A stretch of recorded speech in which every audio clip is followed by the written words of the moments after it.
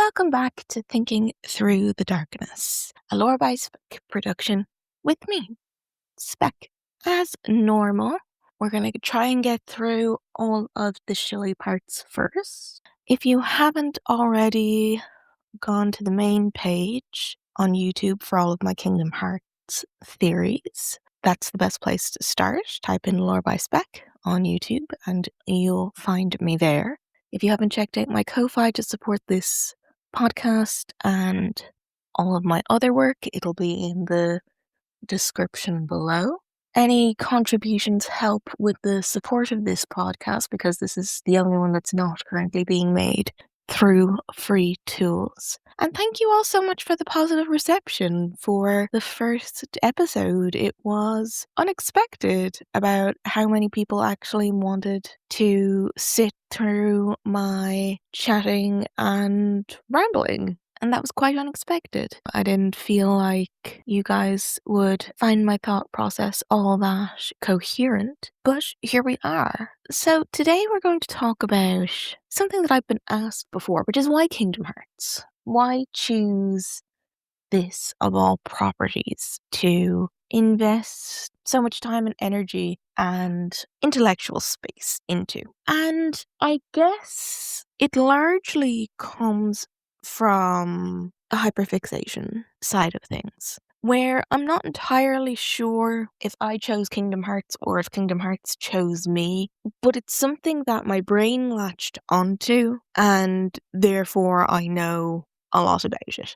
It's funny because if you would ask me in a vacuum how much I like Kingdom Hearts, I'm not sure that most days I would be like, yeah, I don't feel like I would say I like this as much as, like, it's not my favorite gaming franchise. It's not if anybody's watched my tier videos, they'll know that I only really consider something an S-class game if it's something that I go back to time and time again. And in terms of like the games themselves, not a lot of them really scratch that particular itch for me. And let's not even talk about the mechanics of Chain of Memories. This is a Chain of Memories hater podcast. This is a Chain of Memories hater YouTube, because my brain does not work in the way that Chain of Memories wants me to work, and I have genuine accessibility concerns when it comes to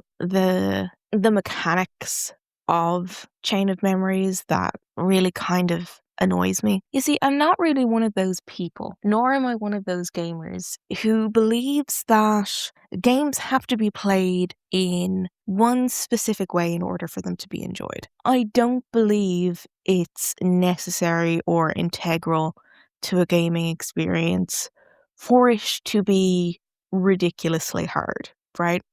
I think that there are some people who get great enjoyment and great satisfaction and great joy out of things being really hard. Think of your Soul Likes, think of your Bloodborns, where that's a core tenet of what makes those games what they are, is that they're challenging. And I believe that there is a space for that if you wanted it. But I also believe that there is ways to make gaming and how we describe, categorize, and share gaming as a joy and a pastime. And before somebody immediately comes at me about this, oh, well, you're just trying to make sure that, our games get dumbed down.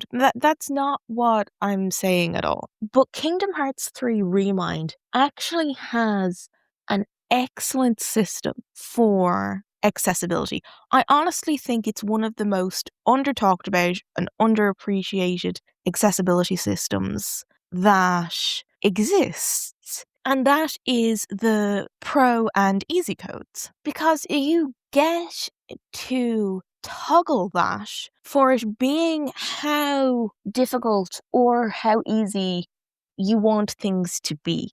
and really curates that experience. Like, are you finding that it's your MP management that is, you just can't get it down? Well, then you don't have to worry about that specific system, but everything else, remains normal or bumped up or decreased or assisted in some way. The variability that the easy and pro codes give in Remind is honestly, to me, one of the biggest masterclasses of accessibility that I've ever really seen in a video game. Because a lot of games just have things like a god mode, or where death is the thing that most people struggle with. Or, I think of the settings in Cult of the Lamb, for example. And I'm kind of a little bit in awe, as from an accessibility advocate perspective, of just what Kingdom Hearts 3 accomplishes and achieves in those settings. Because not only do each of the modes themselves have their own achievement systems within them, but they offer so much variety that if you needed to work your way up to a base setting, or if you wanted something that was just a smidge harder than critical, or double the difficulty of critical, you had the options to curate your experiences entirely based on your own skill levels, which is honestly what I think games should. I mean, don't get me wrong, games are always geared in some way to you being able to achieve a certain thing in order for you to progress. That is kind of how games work, right? You have to develop a skill level and then progress. That is kind of what games are. They're really the only media that we have that really kind of, you can pay a substantial amount of money and not be able to progress, and therefore not get your money's worth because of a skill issue, right? Because you simply do not have the reflexes or the time to simply put the work in to make things, to be as the game intended. And I don't think that that's necessarily a bad thing, that if you pay for a product, that you can then go on to enjoy the product as you see fit, both in terms of making it easy and making it more difficult. Now, that brings up a wider question, which I'm pretty sure we talk about in the beginner's guide, as to, well, is that what the developers intended? And I think you can take two different tracks about that. You can do what the guys over at The Binding of Isaac do, which is, this is a roguelike, it's meant to be brutal. We will give you no accommodations. We will give you no introductions. We will give you no notes. We will give you nothing. You have to just work it out yourself. And you have a community of people who are also working it out to back you up, but we'll give you no item descriptions. We'll give you no nothing. The guys over at Don't Starve do a similar thing too. And that can be a core ethos of how you think a game should be. I have my own opinions, naturally, on whether or not I feel like that's exclusionary or not. But it is for those people who are just like, well, this is how, the games are intended to be played. These are how the game's ethos is, it's how it's built. It's not necessarily built with accessibility in mind. Arguably, especially for Isaac, the depictions and the content of Isaac certainly don't lend itself to being for everybody. But I think when we start thinking on those lines of, do we want gaming to be for a few people or do we want it to be for everybody, I feel like we might be missing the point about what accessibility is. because a lot of people feel like saying, oh, well, that's how the game is designed, and that being a good enough reason when that's not what accessibility is. That's not what adaptability is. By no means do I think that all games are for everybody. I do think that for those who do want to play and those who do want to participate, the options should be there for those people. And do keep in mind that this comes with the caveat that I'm a league player. I'm a ranked league player, right? I'm like, at time of recording, I'm top 140 or something on Yumi, of all things, in League on Wild Rift, specifically on Wild Rift. I do not have a PC that can actually play normal League. But like, so I am coming at this with, a competitive player in mind.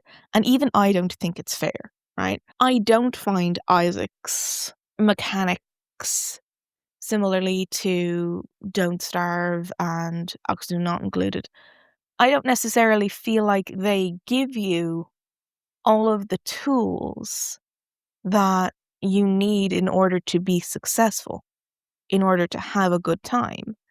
I feel like by and large, if you don't enjoy that repetition of grind, that then the game is largely out of your hands. And personally, I don't like that as a player. I also don't like that as somebody who advocates for adaptability and accessibility across games. I don't necessarily like that as someone who, for example, going back to Chain of Memories, right? It's pretty difficult to ask me, especially in the 3D version, to move around, do button commands, track where everybody is on a field, and then try to count my cards, my opponent's cards, and make the right combination of cards at the same time. That is cognitively overwhelming for me. And it's not a loop that I enjoy, which made Chain of Memories it was less difficult on the Game Boy Advance version when it first came out, when it was still in 2D. I will still stand on the hill that the 3D version did not need to be made, that the 2D version was fine, right?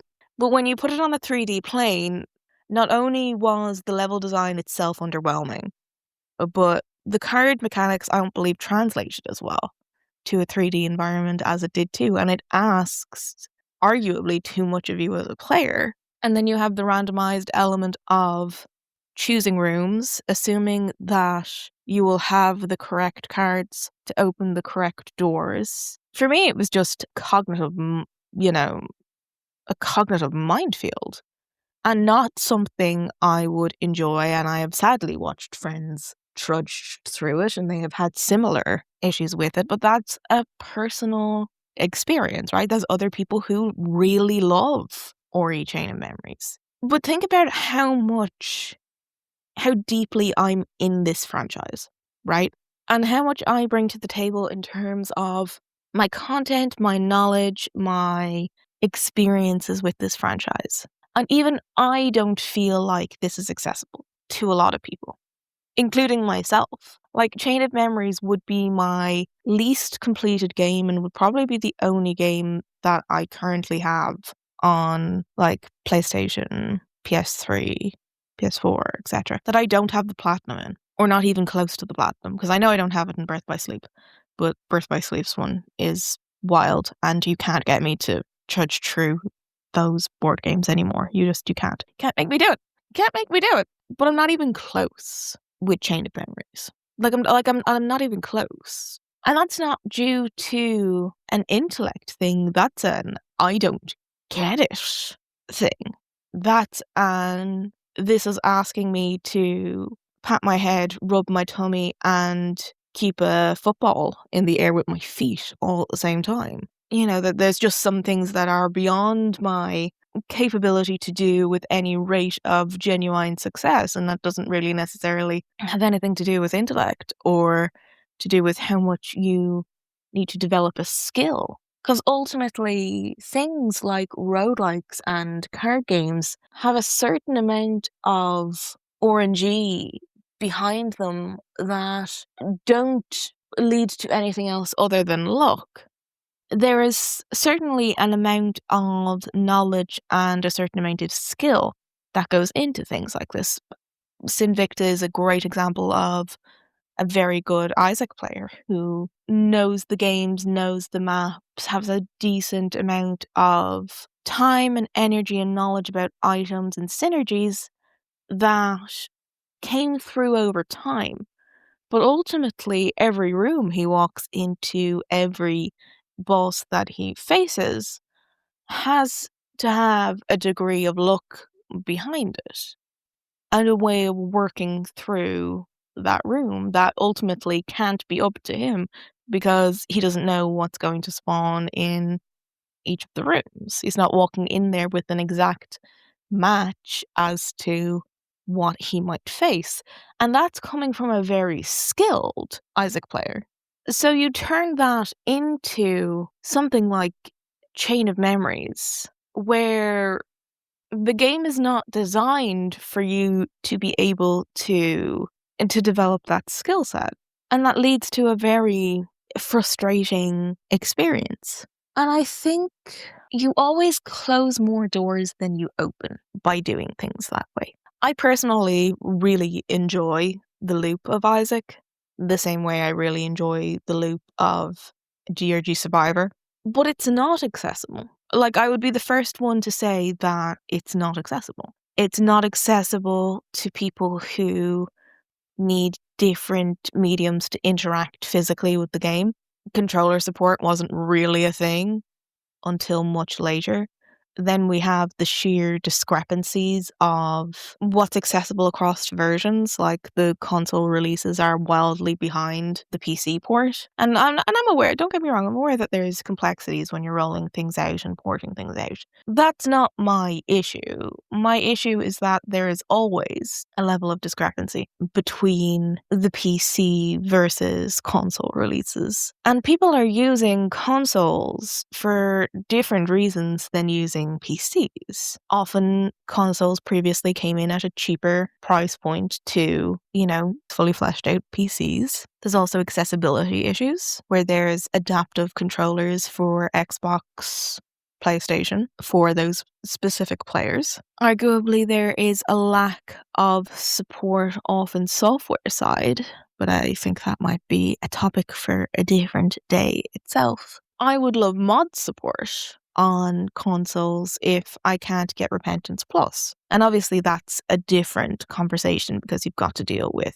Sony and Microsoft for mod support and all the rest, right? And I think that there's a bigger conversation and maybe a separate podcast worth of chatting through itself as to how widely we can expand a game's life cycle through community involvement and active modding and things like that versus how locked you end up being through a console and how ultimately that's detrimental to consoles and console gaming itself. Because I think of things like Stardew Valley is a great example of how I, generally speaking, have a fishing mod installed for Stardew Valley because I have never been able to work out the minigame successfully for the fishing mod. There's just something about the timings that just don't work with my brain, right? And I have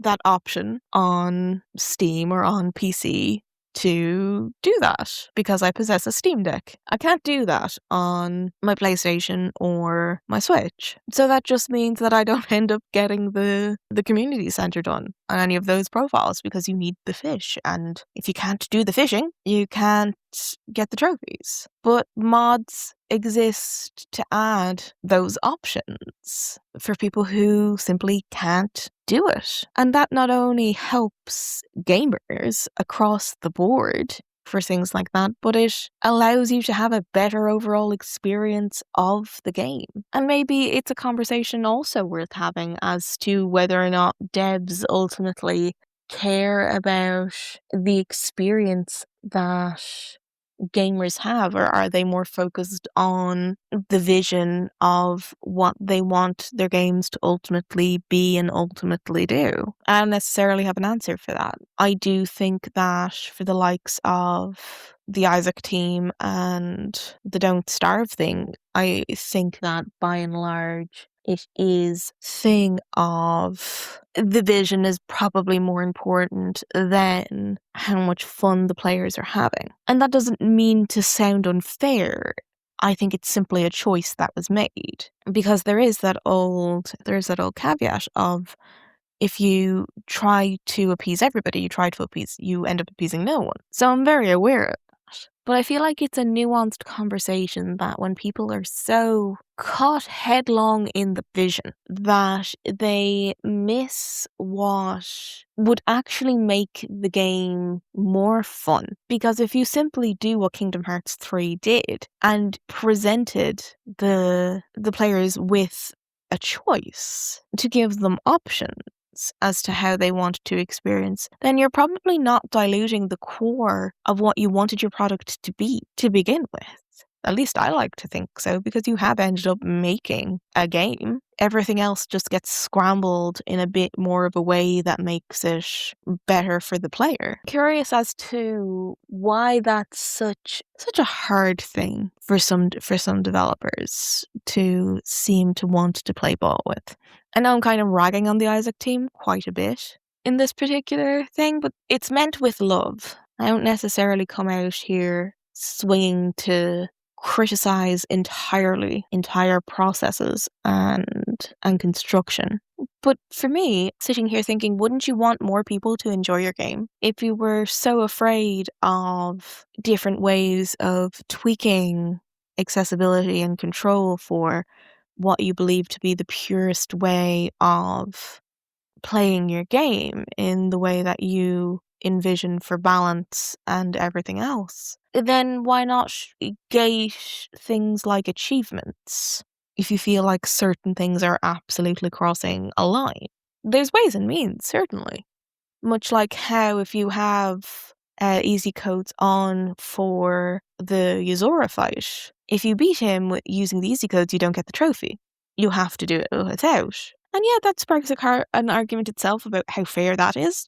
But if the author wanted to maintain a certain level of controller agency post the game's publication, where it's now kind of in the wild, and therefore people are going to have their own opinions and requests and thoughts, then that feels like a decent way to have that constraint. It feels like to me a similar conversation as to how I will oftentimes play my games without any audio. If I'm in for a long kind of play session, I won't have the audio on.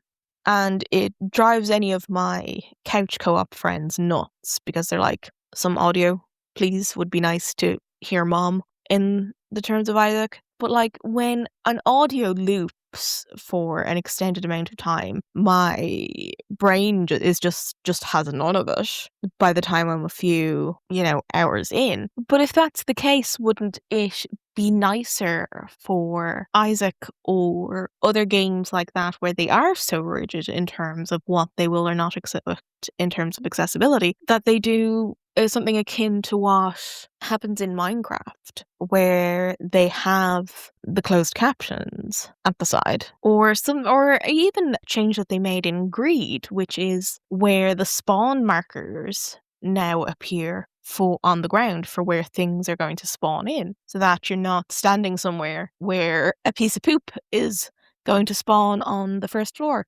That has absolutely happened to me approximately 1 million times.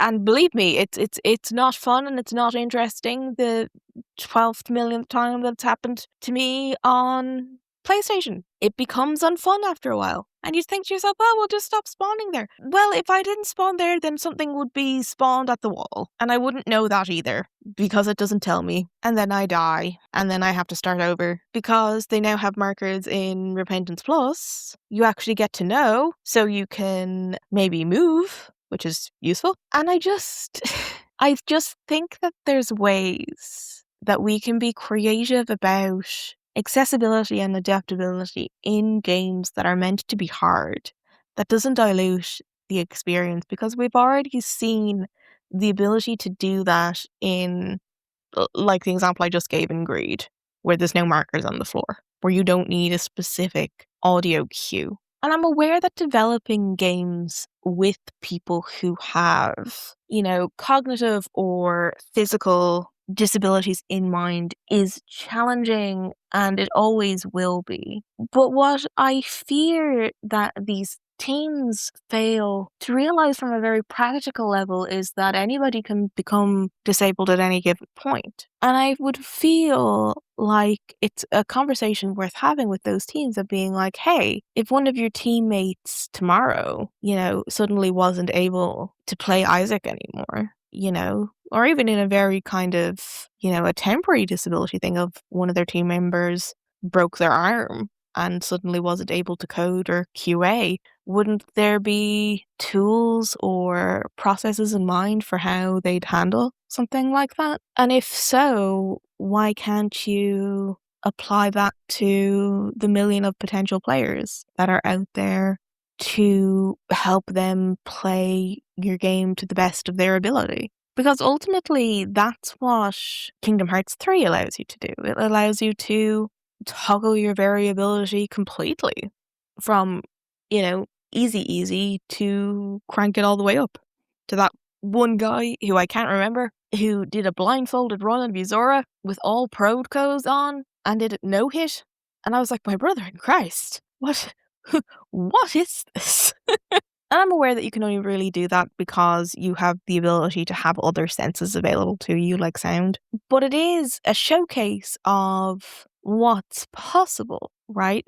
And what people can achieve, even if they have certain rules against them, except those people tend to have them all the time. Why can't we start developing with those things in mind too? I just personally don't really get it. I understand it takes more work, but it's not necessarily something that I don't think we should push. I don't think we put as much energy into as we should. We've certainly gotten a lot better from like the 80s, but we're certainly not where we need to be yet either, because I don't think any of the gamers who are fully on the "you're dumbing down my Dark Souls by not playing it on ultra mega super hard" would be, okay, you have the option to make your game harder. Like, that is an accessibility option if you find that this is too easy for you. Here is the suites and toggles and tools that you can curate this to being as difficult as you want it to be, that those people would be like, oh. And then for the people who are getting up at 4 a.m. to game for like an hour and a half before their families wake up, or whatever their circumstances are, that they can't have an equal experience to something that meets their time demands, their energy demands, and the rest of their demands to have an enjoyable experience. I just think gaming is one of those places where we actually do have the ability for the majority of people to get the experience that they want the majority of the time, if we take the lead and examples from games that have done this very well. And I honestly think Kingdom Hearts 3 is one of the best examples of that work, and Chain of Memories being the example of how inaccessible something like that is. I think that might be where we leave it for this particular episode, because I feel like an accessibility podcast is a good way to go for episode 2, and then maybe next episode we can chat about, getting into the actual whys of Kingdom Hearts and what attracted me to it. So if you enjoyed that, be sure to like the podcast wherever you are currently listening to. Drop a comment wherever you are listening on. Go to the YouTubes and be sure to subscribe to Lore by Spec for my theory videos. And check out my Ko-Fi to support the channel and the creation of this podcast, because every little helps in terms of moving forward. And I hope you all have a good rest of your time zone, and I will catch you in the next one.